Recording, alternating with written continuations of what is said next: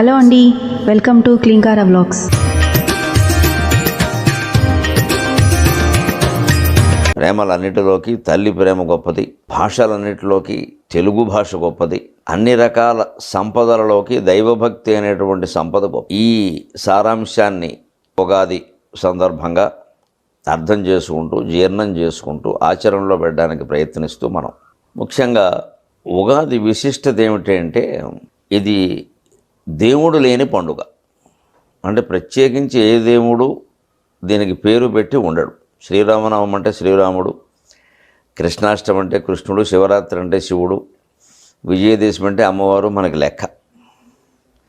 ఉగాదికి ఏ దేవుడు ప్రత్యేకంగా లేడు. అలాగని దేవుడు ఉండడు అని అనడానికి వీల్లేదు. ఏ గుళ్ళోకైనా వెళ్ళచ్చు, కానీ ఏదో గుళ్ళోకి వెళ్ళి తీరతారు.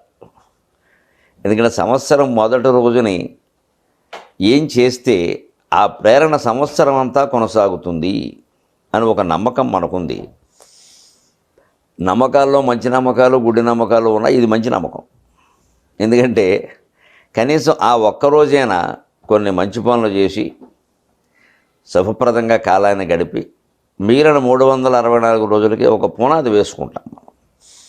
అంచేతనం నమ్మకాలు ప్రతిదాన్ని ప్రయోగశాలలో గొట్టాల్లో గొడుగుల మధ్య పెట్టి ద్రావకాలు పెట్టి ఉష్ణోగ్రతతో వేడి చేసి నిరూపణ చేయక్కర్లేదు. నమ్మకం ఎప్పుడు నమ్మకం. నమ్మకానికి దానికి ఉండేటువంటి గొప్పతనం దానికి ఉంది. ప్రతి నమ్మకం రుజువు కావలసిన అవసరం ఏం లేదు. ఆ కావలసినవి వేరు. వివేకానందుడు చెబుతాడు ఒక మాట, మనల్ని బలహీనుండి చేసేటువంటి ఏ విషయాన్ని మీరు నమ్మొద్దు అన్నాడు. ఋషులు చెప్పినా సరే అన్నాడు. అంతే. వేదం చెప్పినా సరే మీరు నమ్మొద్దు. వేదం చెప్పదు అలాగా, ఋషులు చెప్పరు. కానీ ఆయన స్ఫుటంగా చెబుతాడు మాట గట్టిగా. కాబట్టి మనల్ని బలహీనులు చేసేటువంటి ఏ అభిప్రాయాన్ని మీరు నమ్మొద్దన్నాడు. మనల్ని బలవంతులను చేసేటువంటి ఏ అభిప్రాయాన్నైనా మీరు వదలొద్దన్నాడు. ఈ నమ్మకం ఉగాది నాడు ఏం జరిగితే సంవత్సరం అంతా అలా ఉంటుంది అనేటువంటిది ఒక బలవంతులను చేసేటువంటి నమ్మకం. జన్మానికో శివరాత్రి అయినట్టుగా ఆ రోజైనా కాస్త పెందరాళ్ళే లేవడం, ఏదో తలంట పోసుకోవడం, కొత్త బట్టలు కట్టుకోవడం, జన్మనిచ్చినటువంటి తల్లిదండ్రులకు పాదాభివందనం చేయడం, వారి ఆశీస్సులు తీసుకోవడం, తోబుట్టువులు బంధుమిత్రులతో పిండి వంటలతో భోజనం చేసి కాలక్షేపం చేయడం, సరదాగా చతురోక్తులు విసురుకోవడం అనేది జరుగుతూ ఉంటుంది. అందున ఉగాది పండుగ తెలుగువారికి ప్రత్యేకమని చెప్పచ్చు. భారతదేశం మొత్తంలో దీనంతా ఏం జరుపుకోరు. ఆ మాటకు వస్తే రకరకాల రాష్ట్రాలు రకరకాల ఉగాదులు ఉన్నాయి. సంవత్సరాది అందరికీ ఈరోజే కాదు. మనతో పాటు మహారాష్ట్రలో అనుకుంటాను, కర్ణాటకలో అనుకుంటాను, 2-3 రాష్ట్రాల్లో జరుగుతాయి. మిగిలినంతటా వేరు. వ్యాపారస్తులకైతే దీపావళి ఉగాది, వాళ్ళు ఆ రోజు కొత్త చట్టాలు ప్రారంభిస్తారు. అంచేత ఎవరి సంప్రదాయాలు వారికి ఉన్నాయి. కానీ మనం పెట్టుకున్న సంప్రదాయంలో మనం అనుసరిస్తున్న దాంట్లో గొప్పతనం ఏమిటంటే ఖచ్చితంగా అన్నీ మారుతున్నాయి. గమనించండి. ఇప్పుడు ఏదో కొత్త సంవత్సరం అంటే మారాలి కదా. ఏ మార్పు లేకుండా కొత్త ఏమిటి? కొత్త బట్టలు అంటే కొత్త బట్టలు అంతే. బట్టలు అంటేనే కొత్త బట్టలు వేరు, బట్టలు వేరు. బట్టలు తొడుక్కున్నామంటే అర్థం వేరు, కొత్త బట్టలు తొడుక్కున్నామంటే అర్థం వేరు. కొత్తవి అంటే అర్థం ఏమిటి? 2-3 సార్లు కట్టే కూడా మాసిపోనేవి కాదు, ఖచ్చితంగా కొత్తవే. అసలు పూర్వం సాంప్రదాయం అయితే కుట్టిన బట్ట కట్టుకునేవాళ్ళు కాదు, కుట్టకూడదనేవాళ్ళు. అప్పుడు మిషన్లు కూడా లేవనుకోండి నిజానికి, కానీ చేత్తో కూడా కుట్టద్దనేవారు. మగవాళ్ళ పంచెలు కానీ ఆడవాళ్ళు చీరలు కానీ కుట్టనివే ధరించేవారు, దాని మీద సూది పడద్దనేవారు. చివరికి పంచే కండువ కలిపి నేస్తే పురోహితుడు చాలా నైపుణ్యంగా ఇలాగ చూపుడు వేళ్ళు 2 ఇలా తిప్పి దాన్ని కత్తిరించేవారు. కత్తెర వాడకుండా కత్తెర వేయద్దనేవారు. కత్తెర వేయడాన్ని, సూది పెట్టుకోవడాన్ని అశుభంగా భావించేవారు. అదేదో గుచ్చుకున్నట్టు కోసినట్టు ఉంటుంది కాబట్టి అంతకంటే ఏం లేదు. దాంట్లో అంతకంటే విశేషమే లేదు. అది ఈ కత్తిరింపులు, ఈ కుట్టడాలు ఇవన్నీ సత్యనారాయణ వెళ్తున్నాడు పేట్ల మీద ఎందుకు, అందుకని వద్దనేవారు. సరే తర్వాత సాంప్రదాయాలు మారి ఇప్పుడు ఎంత విచిత్రంగా మారిపోయారంటే, మనం అమ్మాయికి చీర పెట్టదలుచుకుంటే తల్లి ఫోన్ చేసి నీకు ఈ రంగు చీర పెడుతున్నామని చెబుతుంది. ఎందుకంటే ముందు ఆవిడ రవికి సిద్ధం చేసుకోవాలి. అందులో మ్యాచింగ్ జోడీ బోడీ ఎన్ని ఉన్నాయి, చాలా ఉన్నాయి. అసలు ఆ మాటకు వస్తే ఇప్పుడు ఇంకా సులభమైన ఉపాయం ఒకటి కనిపెట్టారు, సుఖంగా ఉంది కూడాను. నేనైతే ఎటువంటి వాటిని సమర్థిస్తాను, గొడవ లేదని. ఏమిటంటే నువ్వు కొనేసుకోమ్మా, మేము డబ్బులు ఇస్తాం, గొడవ లేని వ్యవహారం. మీ ఇంటికి వస్తున్నావు, ఎలాగో తల్లిదండ్రి బట్టలు పెట్టాలి, అందుకని నువ్వు మీ ఆయన మీకు కావాల్సినవి మీరు కొనేసుకోండి, మీకేం డబ్బు పరిమితి ఏం లేదు, అమ్మాయికి అల్లుడికి పరిమితి ఏమిటండి, ఇస్తాము మన వాళ్ళకే కదా, మీరు కొనేసుకోండి మేము ఇచ్చేస్తాం. వాళ్ళు కొని అన్ని జాకెట్లు కూడా సిద్ధం చేసుకుని ఈయనగారు ప్యాంట్లు చొక్కాలు ఈయనకు కావాల్సిన విధంగా సిద్ధం చేసుకున్న వాటిని అప్పుడు పెడుతున్నారు. అంతకుముందు అమ్మాం బాబుతో లాంఛనాలు లోపల పడక గదిలో అయిపోతాయి అల్లుడికి. అప్పుడు వీళ్ళు వెళ్ళి కట్టుకుని వస్తారు. ఎందుకంటే మన సంప్రదాయం ప్రకారం పేటల మీద కట్టుకోవాలి. పూర్వం చాలా ఆడవాళ్ళు అంటే లోపలికి వెళ్ళేవారు, అది పద్ధతి. మగవాళ్ళు అయితే అక్కడే పంచె మార్చుకునేవారు శుభ్రంగా. ఆ పంచె ఉండగానే తీసేసి ఇంకో పంచె మార్చుకునేవారు. అదేం ఇబ్బందిగా కూడా ఉండేది కాదు. అలా జరిగేది. సంప్రదాయాలు మారుతున్నప్పుడు ఎప్పుడు మారడం తప్పులేదు, మారుతూ ఉంటాయి. కానీ మౌలికమైన ఆశయం దెబ్బతినకూడదు. మార్పు అంటే అది మౌలికమైన ఆశయం దెబ్బతినకూడదు. ఈ ఉగాది పండుగలో కాలం మార్పులో ఒక విశిష్టత ఏమిటంటే, సంవత్సరం మారింది, ఋతువు మారింది, నెల మారింది, పక్షం మారింది, తిథి మారింది, నక్షత్రం మారింది. శార్వరనామ సంవత్సరం వెళ్ళి ప్లవనామ సంవత్సరం వచ్చింది. శిశిర ఋతువు వెళ్ళి వసంత ఋతువు వచ్చింది. కృష్ణపక్షం వెళ్ళి శుక్లపక్షం వచ్చింది. తిథి అమావాస్య వెళ్ళి పాఠ్యం వచ్చింది. నక్షత్రం సరిగ్గా మీకు ఎన్ని రకాల నక్షత్రాలు ఏ రోజుకు మారినా ఖచ్చితంగా పాల్గొన బహుళ అమావాస్య నాడు రేవతి నక్షత్రం ఉంటుంది, ఉగాది నాడు అశ్విన్ నక్షత్రం ఉంటుంది. అశ్విన్ నక్షత్రం వచ్చి అంటే మొత్తం మీద క్యాలెండర్ ఈ పంచాంగం అనేది ఏడాదికి సరిపోవాలి. మళ్ళీ జనవరి 14 సంక్రాంతి అనేది ఖాయమైపోవాలి. లేకపోతే ప్రపంచంతో మనం సమానంగా ఉండలేము, తేదీలు తేడా వచ్చేస్తాయి. అలాగా భారతీయ పంచాంగాన్ని ఎంత సంకోచ వ్యాకోచాలకు అనుకూలంగా అనువుగా రచన చేశారు మన సిద్ధాంతులు అంటే, ప్రపంచంలో ఎక్కడ వాళ్ళు ఏ సంప్రదాయం ప్రకారం ఏ పంచాంగం పాటించినా వాళ్ళతో మొత్తం మీద సంక్రాంతి సమయానికి మంది సరిపోతుంది. అక్కడ జనవరి 14 సంక్రాంతి ఖచ్చితంగా. మహా అయితే ఈ మధ్యన అది కూడా కాస్త గొడవ 14-15 అనేది కొంచెం వస్తుంది. కానీ అంత గొడవ పడాల్సిన పని లేదు. జనవరి 14 కుదరకపోతే ఏడాది కుదరదు, అది ఆ రోజు కానీ సరిపోవలసిందే. ఇంకా దీని ప్రకారమే ఇంగ్లీషు వాళ్ళ క్యాలెండర్లో ఫిబ్రవరి నెలకి 28, మళ్ళీ 4 ఏళ్ళకోసారి 29, కొన్ని నెలలకి 30, కొన్ని నెలలకి 31, ఇన్ని రకాలు పెట్టుకున్నారు. మన పంచాంగంలో ఈ రోజుల్లో తేడాలు ఉండవు. ఖచ్చితంగా 30 తిథులు ఉంటాయి. మనకి తిథి నిర్మాణంలోనే తేడా ఉంది. కొన్ని 24 గంటలు ఉంటాయి, కొన్ని 23, కొన్ని 22, ఈ తేడాలు ఉంటాయి. ఇది చాంద్రమానం, ఇది వారిది సౌరమానం, చాంద్రమానం. ఇప్పటికీ మన దేశంలో తమిళనాడులో సౌరమానమే నడుస్తూ ఉంటుంది. అందుకే మనకి ఇప్పుడు ఉగాది అయితే వాళ్ళకి ఇంకో నెల దాటాక వస్తుంది. మనం పాల్గొన మాసం మనకు వెళ్ళిపోయింది, ఇప్పుడు వాళ్ళకి పాల్గొన మాసం నడుస్తూ ఉంటుంది. మనకు మార్గశిరం అయిపోయాక వాళ్ళకి మార్గశిరం నడుస్తుంది. అందుకే ప్రసిద్ధమైన వైష్ణవ దేవాలయాల్లో 2 ధనుర్మాసాలు నడిపిస్తారు. ధనుర్మాసం అంటే ఓ పక్క మాసం అని చెబుతూనే 2 మాసాలు ఎందుకంటే ఈ సంకటం, ధర్మ సంకటం. సరే, అక్కడ పెత్తనాన్ని బట్టి కూడా నడుస్తూ ఉంటుంది అనుకోండి. లేదా ఒక మాసాన్ని 2 మాసాలు నడపడం ఏమిటి, పెత్తనాన్ని బట్టి నడుస్తే వ్యవహారం. ఈ మార్పుల్లో మనం గమనించాల్సింది 2020 సంవత్సరం 2021 కావడానికి, శార్వరనామ సంవత్సరం ప్లవనామ సంవత్సరం కావడానికి చాలా తేడా ఉంది. నిజానికి న్యూ ఇయర్స్ డే అంటే ఈ ప్లవనామ సంవత్సరం ఉగాదే కొత్త సంవత్సరం అది. ఎందుకంటే డిసెంబర్ 31 జనవరి 1లోగా ఏం మారింది? నెల మారితే మారచ్చు, తేదీ మారచ్చు. కానీ ఎప్పుడు మారింది అంటున్నారు? ఆ తేదీ అర్ధరాత్రి 12 గంటల 1 నిమిషాలకి మనిషి పడుకున్నాడు. వీడు లేచి ఈ ట్యాంక్ బండ మీదకి ఎక్కలేస్తే తప్పితే లేకపోతే లేచే అవకాశం లేదు. ఏం మారింది? కనీసం వీడు ఈ కాలు తీసి ఆ కాలు కూడా పక్కకి వెళ్ళేది కదా. మారడం ఏంటంటే అర్థం లేనమాట. మరి ఏ మార్పు లేనప్పుడు ఉగాది ఏమిటి అంటే తేదీ మారింది అని మనం అనుకునే భ్రమ తప్పితే అర్ధరాత్రి 12 గంటలకు ఎక్కడ తేదీలు మారకూడదు. మారడం శాస్త్రీయం కాదు. మారాలి అంటే చీకటి నుంచి వెలుగులోకి, వెలుగు నుంచి చీకటిలోకి, ఓ దాని నుంచి ఇంకో దాంట్లోకి వెళ్ళాలి. అది కదా మార్పు. ఇల్లు మారేమంటే అంటే ఈ ఇంట్లోంచి ఆ ఇంట్లోకి వెళ్ళి మార్పు, కానీ ఈ ఇంట్లోనే గుడుగుడు కొంచెం తిరుగుతూ మారేమంటే ఏం మారావు అంటే మారేమనేది ఇంగ్లీష్ సంప్రదాయం ప్రకారం అబద్ధం, ఏమీ మారలేదు. డిసెంబర్ అనే నెల, జనవరి అనే మన లెక్క ప్రకారం మార్చుకున్నది. కాలంలో మార్పు ఉందా? మన లెక్కలో మార్చేసుకోవడం కాదు, కాలంలో మార్పు ఉందా? అది చలికాలమే, డిసెంబరు చలే, జనవరి చలే. ఋతువు ఒకటే, వాతావరణం ప్రకారం మాసము ఒకటే. పోనీ తేదీ మారిందందామంటే సూర్యోదయానికి దినం మారుతుంది, కానీ అర్ధరాత్రి దినం మారడం ఏంటండి? పూర్తిగా అశాస్త్రీయమైన వ్యవహారం. అందుకని మన తెలుగు ఉగాది ప్రత్యేకత ఏమంటే శాస్త్రీయం అంటే లాజిక్. ప్రతిదానికి లాజిక్ అంటారు. ఇక్కడ ఎందుకు ఉండదంటే లాజిక్ ఏదైనా మాట్లాడితే దేవుడు అనగానే దేవుడు ఉన్నాడంటే మీరు నిరూపిస్తారా అంటారు. ఏది తేదీ మారిందని నిరూపించమనండి. ప్రపంచం మొత్తం మీద ఎలా మారుతుంది? 12ంటికి వీడు పడుకుంటే మారుతుందా? వీళ్ళు వేస్తే మారుతుందా? కాలంలో మార్పు కనపడకుండా మారింది అని ఎలా అంటాం మనం? కాలం మార్పే కదా సంవత్సరం. అది అంచేత సంవత్సరానికి ఎలా అవుతుంది?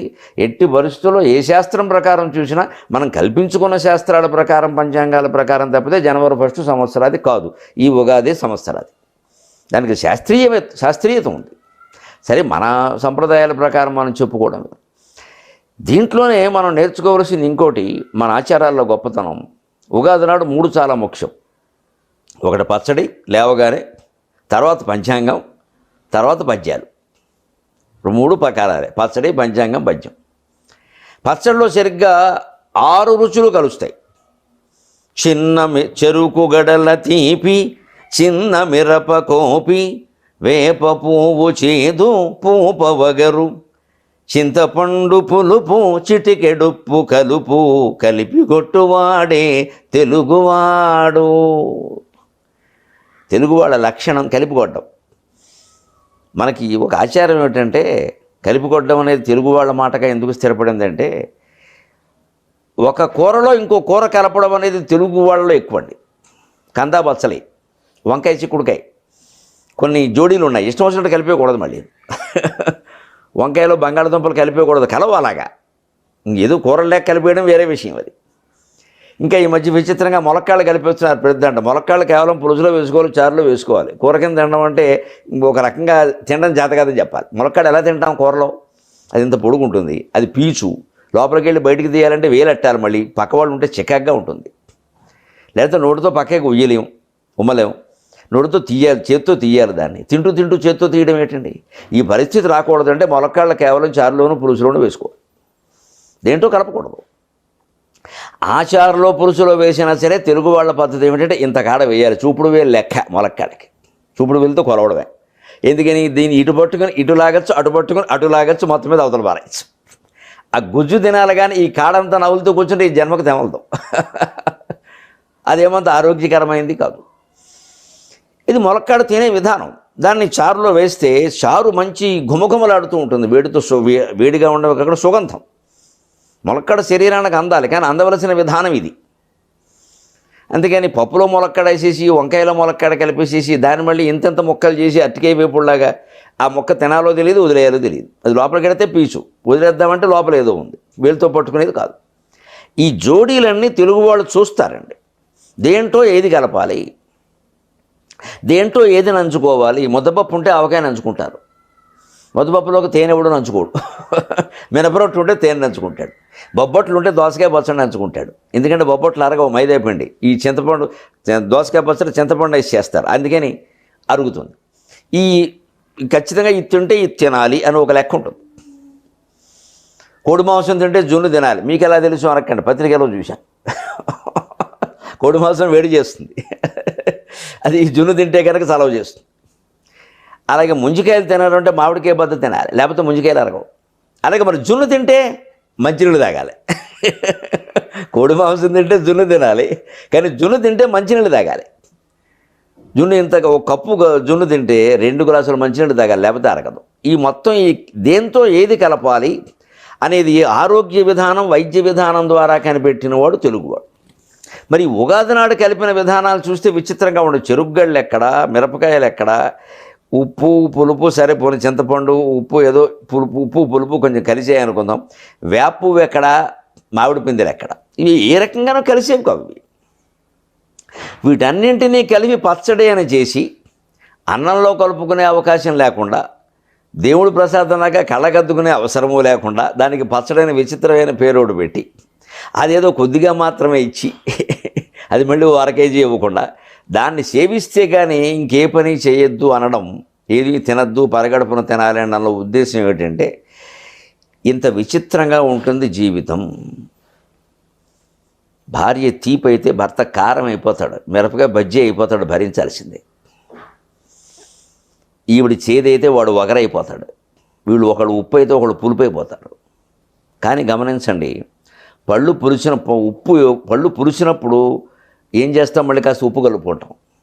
ఉప్పు కొంచెం ఆ పులుపు పోతుంది. మామిడి పిందులు తినేటప్పుడు పళ్ళు పులుస్తాయి, ఉప్పు కలిపితే పోతుంది. అంచేత పులుపుకి ఉప్పు జోడీ కదా. అంచేత భగవంతుడు ఆ ఇద్దరిని కలిపాడు. ఒకళ్ళు ఎక్కువ ఖర్చు పెట్టేవాళ్ళు ఉంటే, ఒకళ్ళు తక్కువ ఖర్చు పెట్టేవాళ్ళు ఉంటే సంసారం సరిపోతుంది. ఇద్దరు దుబారా చేసేస్తే మొత్తం బహారా అయిపోతుంది పైకి.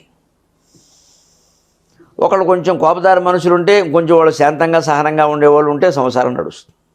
అలాగని ఎప్పుడూ ఉండగలరా, ఎప్పుడో వాళ్ళకే వస్తుంది దెక్క, అది గ్రహించుకోవాలి. కానీ అవతల స్వభావాన్ని బట్టి మన స్వభావాన్ని కాస్త మార్చుకుని ఉండగలిగితే సంసారం బాగుంటుంది. అది మనకు అలవాటు చేస్తుంది ఉగాది పచ్చడి. ఏ మిరపకాయతో చెరుకు ముక్క కలవలేదా, పచ్చిమిరపకాయతో కలవలేదా, ఉప్పుతో పులుపు కలవలేదా, వేపు ఒక క్షణం ఉండి పోతుంది, తర్వాత ఏమి శాశ్వతంగా ఉండేది కాదు. ఆ పూతతోటి మామిడి పిందులు కలవలేదా? నువ్వు మీ ఆవిడతో ఎందుకు కలిసి ఉండలేకపోతున్నావు? జాగ్రత్తగా ఆవిడ స్వభావం ఏదో మారిపోవాలి, ఈయన స్వభావం ఏదో మారిపోవాలి. ఎవరి స్వభావాలు ఎవరు మారుస్తారండి? చాలా కష్టం కదా. చిన్నపిల్లలు అయితే కొంచెం ఏదో చేసి చెప్పచ్చు, కొంచెం పెద్దవాళ్ళు అయితే ఏదో ఉపదేశించవచ్చు. ఎంతకాలం సాగుతాయి? 25 ఏళ్ళు దాటాక ప్రపంచంలో ఎవడో మార్చలేడు. భగవంతుడు మార్చాలి మనుషులు. ఇంక చేయలేని దానికి అది సాధ్యమయ్యేది కాదు. అది ఎందుకంటే వాళ్ళకు వ్యక్తిత్వం ఏర్పడిపోయింది. పైగా కొంతమంది ఎంత చెప్పినా మారకపోవడానికి కారణం అండి, జన్మాంతర కర్మసూత్రం ప్రకారం వాడు అనుభవించవలసిన సుఖాలు దుఃఖాలు ఉంటాయి. అవి అనుభవించాలంటే వాడు అలాగే ఉండాలి, ఇంకోలా ఉంటే కష్టం. ఎందుకంటే ఆ లెక్క ప్రకారం కంసుడు పూర్వజన్మలో కాలనేమి రాక్షసుడు. వాడికి 6 కొడుకుల మీద కోపం వచ్చి శపించాడు, నేను మిమ్మల్ని చంపుతానని. కొడుకుల్నే చంపలేకపోయాడు. ఆ కాలనేమి కంసుడిగా పుట్టాడు. అంచేది ఈ జన్మలో చంపాలి. చిత్రం ఏంటంటే వాడు చేతిలో చనిపోయిన 6 వాడి కొడుకులు కాదు, చెల్లెలు కొడుకులు, దేవక కొడుకులు. వీళ్ళకి మళ్ళీ ఈ కంసుడు సంబంధించిన కాలనేమి సంబంధించిన శాపం ఒకటే కాదు, వీళ్ళ మళ్ళీ దేవకి కడుపున పుట్టి 6 పుత్రులు పోయిన దుఃఖాన్ని ఆవిడ అనుభవించవలసి రావడానికి కారణం, ఆవిడ అతిథిగా ఉన్నప్పుడు, పూర్వజన్మలో అతిథిగా ఉన్నప్పుడు తన సవతైనటువంటి దితి గర్భాన్ని ఛేదించే ప్రయత్నం చేసింది. ఈ తల్లి ఆజ్ఞ ప్రకారం ఇంద్రుడు సూక్ష్మ రూపంలో పినతల్లి గర్భంలోకి వెళ్ళి ఆ లోపల పిండాన్ని 6 సార్లు నరికాడు. అది 7 ముక్కలైంది. ఓసారి నరికితే 2 ముక్కలు అవుతుందిగా, 6 సార్లు నరికితే 7 ముక్కలైంది. అందుకే సరిగ్గా ఈవిడికి బలరాముడితో సహా 7 సంతానం కలిగారు. 6 సార్లు నరకబట్టి 6 నరకబడ్డారు కంసుడు చేత.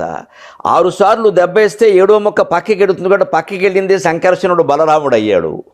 8వ వాడు ఏ ఇబ్బంది లేకుండా పరమాత్మ పుట్టాడు. దేవకి వసుదేవసుతం దేవం కంసచాణూర మర్దనం. ఎంత విచిత్రంగా ఉంది. దీన్ని బట్టి మనం ఏం గ్రహించాలి? శ్రీకృష్ణుడికి, కంసుడికి, దేవకీదేవికి, వాళ్ళ తమ్ముళ్ళకి వీళ్ళ కర్మసూత్రం తప్పలేదు. మనకి తప్పిపోతుందా? నివారణ లేదు, జాగ్రత్తలు తీసుకోవడమే. జాగ్రత్తలు తీసుకుంటే ప్రమాదం తగ్గుతుంది. చాలుగా మనకు కావాల్సింది ఆ పరిణామం జరగాలి, కానీ తగ్గడం మంచిదే కదా. ఒక గుణపం కాలు మీద పడి కాలు విరిగిపోవడానికేనో గుండుసూదు గుచ్చుకోవడానికి తేడా లేదండి. భగవద్భక్తి, దైవ పూజ, అందులో మనస్సు పెట్టి చేసేటువంటి పూజ ఎంత గొప్పది అంటే, గుణపం కాలి మీద పడవలసిన చోట గుండుసూదు గుచ్చుకునేలా చేస్తుంది అమ్మవారు. అంత దయామయ్యేవాడు. వీడు నన్ను నమ్ముకున్నాడు, రోజు ప్రార్థన చేస్తున్నాడు, వీడి గుణపం పడాల్సి ఉంది, కాలు పోవాలి నిజానికి, కానీ గుచ్చుకుంటుంది అనే ఉంది తప్పితే గుణపమా గుండుసూదా లేదు కదా. అందుకని గుచ్చుకోవడం అంటే ఏదైనా గుచ్చుకోవడమే కదా. అందుకని గుండుసూదు గుచ్చుదాం, నొప్పి అది నొప్పే మరి. కానీ గుండుసూదు గుచ్చుకోవడానికి గుణపం గుచ్చుకోవడానికి తేడా లేదా? ఇలాగా భగవంతుడు భక్తుల్ని కాపాడుతాడు. అందుకే రమణ మహర్షి ఒక గొప్ప మాట చెబుతారు, భగవంతునికి శరణాగతి చెందిన వాని ప్రాక్తన కర్మ ఫలములు వానికి అనుకూలముగానే ఉండును కానీ ప్రతికూలముగా ఉండవు అంటారు. అఖిలాండ కోటి బ్రహ్మాండ నాయకురాలైన జగన్మాతను ఆశ్రయించడం ఎంత గొప్పదండి. తాటంక యుగళీభూత తపనోడుప మండల. ఆవిడికి ఈ చెవి కుండలము సూర్యమండలం, ఈ చెవి కుండలం చంద్రమండలం. ఈ సూర్యుణ్ణి చంద్రుణ్ణి చెవి కమ్మలుగా ధరించినటువంటి మహాసాధ్వి పాదాలు మనం ఆశ్రయించిన తర్వాత, మహాశక్తి పాదాలు మనం ఆశ్రయించిన తర్వాత, ఈ గోళిక్కాయలైనటువంటి గ్రహాలు మన్నేం చేస్తాయండి? ఆవిడ ఆడుకునే గోళిక్కాయలు కదా ఇవన్నీ.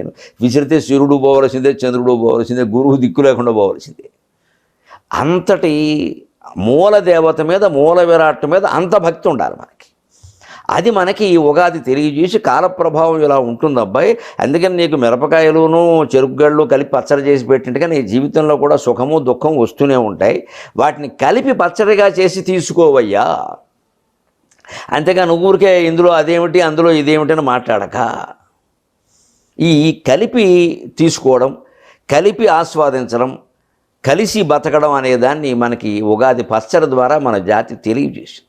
विकचाम्बुरुहां विलासचोरैरतिशीतैः प्रवहद्दयाम्बुपूरैः शशिशेखरचिन्तनोत्तरङ्गैस्तरसालोकय देवी मामपाङ्गैः.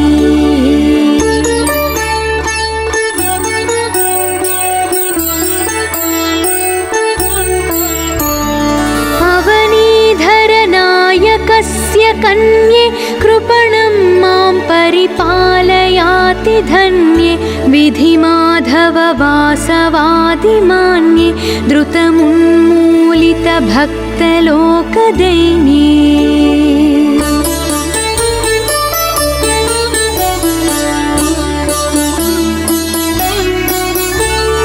कुचनिन्दितशातकुम्भशैले मणिकाञ्चीवलयोल्लसद्दुकूले परिपालय मां भवानि बाले त्रिजगद्रक्षणजागरूकलीले.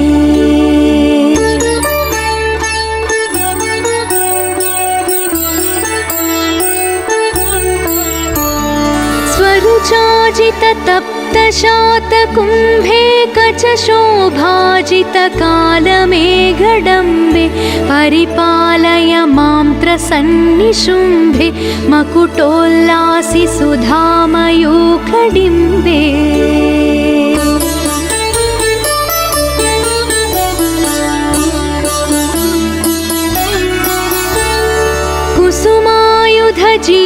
कुसुमायुधजीवनाक्षिकोणे परितो मामव पद्मरागशोणे स्मरवैरिवशीकृतप्रवीणे चरणाब्जानत सत्क्रियाधुरीणे.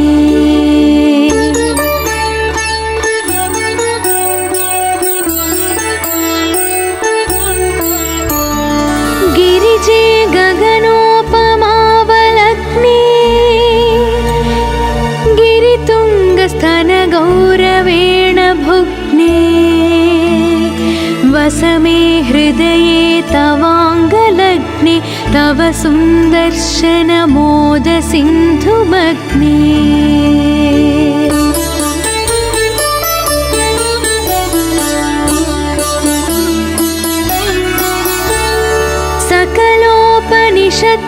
सकलोपनिषत्सरोजवाटी